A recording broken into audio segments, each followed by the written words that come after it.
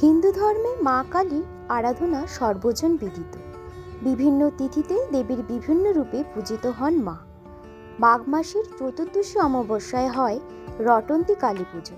ইতিমধ্যে বিভিন্ন মন্দির ও পীঠে শুরু হয়ে গিয়েছে এবছরের রটন্তী কালী পুজোর প্রস্তুতি।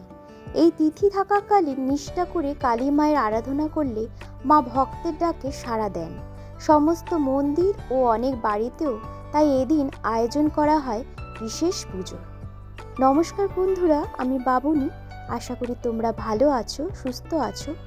বাবুনির ঘর গৃহেতে তোমাদের অনেক অনেক স্বাগত। বন্ধুরা, সামনে আসতে চলেছে রটন্তী কালী পুজো। আজ আমি এই ভিডিওর মাধ্যমে তোমাদেরকে এবছরে কবে রটন্তী কালী পূজা পালন করা হবে এবং এই পুজোর মাহাত্ম্য কথা শেয়ার করব। তবে বন্ধুরা, তোমাদের কাছে আমার একটাই অনুরোধ, যদি ভিডিওটি দেখে ভালো লেগে থাকে তাহলে অবশ্যই লাইক, শেয়ার, কমেন্টস করো এবং চ্যানেলে নতুন হয়ে থাকলে অবশ্যই সাবস্ক্রাইব করে আমার পাশে থেকো। তবে মূল পর্বে রটন্তী কালী পূজার মাহাত্ম্য কথা। হিন্দু ধর্মে মা কালীর আরাধনা সর্বজন বিদিত। বিভিন্ন তিথিতে দেবীর বিভিন্ন রূপের পূজা করা হয়। মাঘ মাসের কৃষ্ণ চতুর্দশীতে রটন্তী কালী পুজো হয়।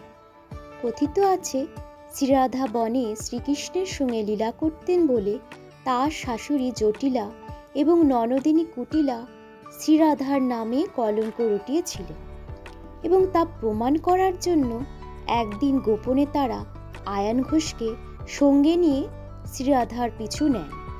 আয়ান ঘোষের আরাধ্য দেবী ছিলেন কালী। অন্তর্যামী শ্রীকৃষ্ণ জটিলা কুটিলার গোপন অভিপ্রায় জানতে পেরে স্বয়ং কালীরূপ ধারণ করেছিলেন।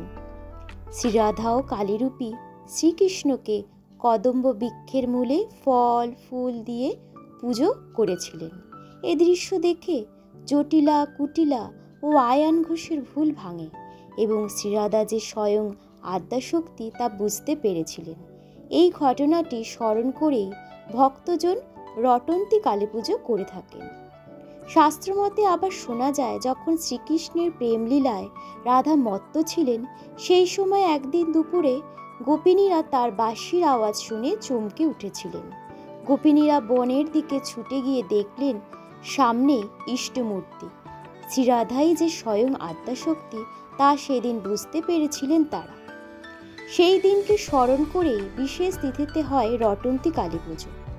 রটন্তী শব্দটি এসেছে রটনা শব্দ থেকে, যার অর্থ প্রচার হওয়া। মনে করা হয় এই বিশেষ দিনে দেবীর মহিমা চতুর্দিকে রটে যায়।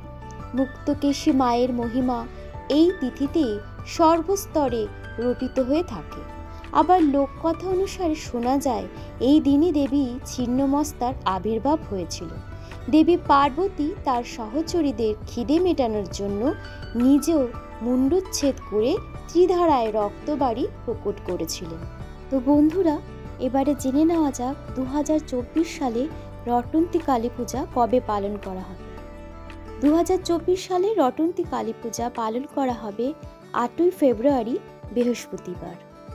চতুর্দশী তিথি থাকবে 8ই ফেব্রুয়ারি বৃহস্পতিবার দিবা 9:21 থেকে 9 ফেব্রুয়ারি শুক্রবার দিবা 7:31 পর্যন্ত।